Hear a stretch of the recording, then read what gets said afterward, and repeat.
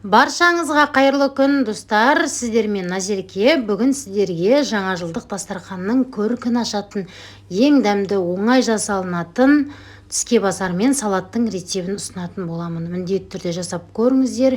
Ешқандай сіздерде өкініш болмайды. Өте жылдам дайын болады. Және де осындай мандариннің да рецебін ұсынамын. Ең алдымен лаваштан тіске басар дайындаймыз. Ол үшін қиярымызды чұқа етіп кубиктап турап аламыз. Краб таяқшамызды да дәл солай кубиктап турап аламыз. Міндетті түрде кубиктап кішкентай қылып турасаңыздар жегенге ыңғайлы. Және бізге осындай лаваш қажет болады. Лаваштың бетіне майонез жағып, жақсылап араластырып аламыз. Яғни майонез лавашқа жақсылап тұрып, орналасып тиюі керек, толықтай жағылып шығуы керек. Туралып дайын болған қиярымызды, краб таяқшасын бірінен кейін бірін орналастырып шығамыз. Және үккіште өткізілген сырымызды да міндетті түрде қосамыз, ерекше дәм береді. Толықтай барлығын қосып болғаннан соң, әсемдік ретінде көк пияз немесе укропты да пайдалануға болады.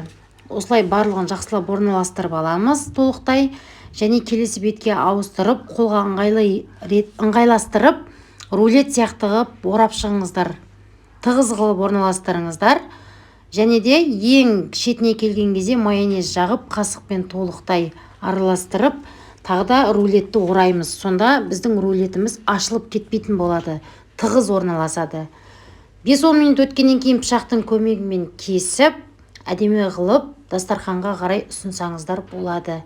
Жасалу жолы өте оңай. Тіске басардың бірі лаваштан міндетті түрде жасап көріңіздер. Және де достар, тарелкаға орналастырып болғаннан соң міндетті түрде бетіне чұқа етіп майонез себуді ұмытпаңыздар. Сонда көрінісі де әдемі болады, жеген кезде де ерекше дәм беріп тұрады. Міндетті түрде жасап көріңіздер. Келесі кезекте біз мандарин дайындайтын боламыз. Ең алдымен біз начинкасын дайындап аламыз, құрамын. Ол үшін үккіштен өткізіліп сыр, жұмыртқа және краб таяқшасын 3 қоспаны міндетті түрде терканың чұқа жағынан өткізіп алып дайындап алыңыздар. Дәміне қарай тұз салуды ұмытпаңыздар. Және майонез салып жақсылап тұрып араластырып аламыз. Бізге осындай пакет қажет болады.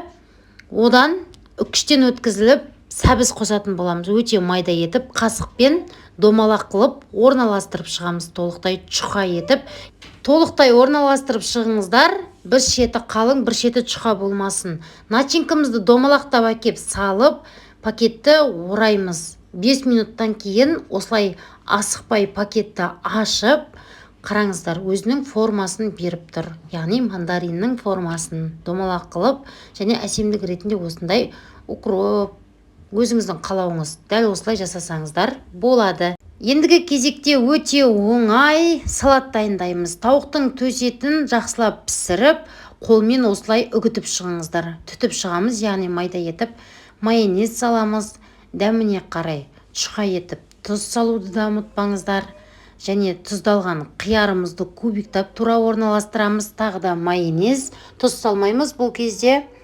Және де кубиктап туралған картопты қосамыз. Дәміне қарай тұз салып, майонез жағамыз. Және сәбізді дәл солай кубиктап орналастырып майонез саласыздар. Дәміне қарай тұз салуды да ұмытпаңыздар. Терканың өте чұқа бөлігінен піскен жұмыртқамызды өткізіп шығамыз. Бетіне толықтай осылай жауып орналастырамыз. Әсемдік ретінде осындай граната пайдалансаңыздар болады.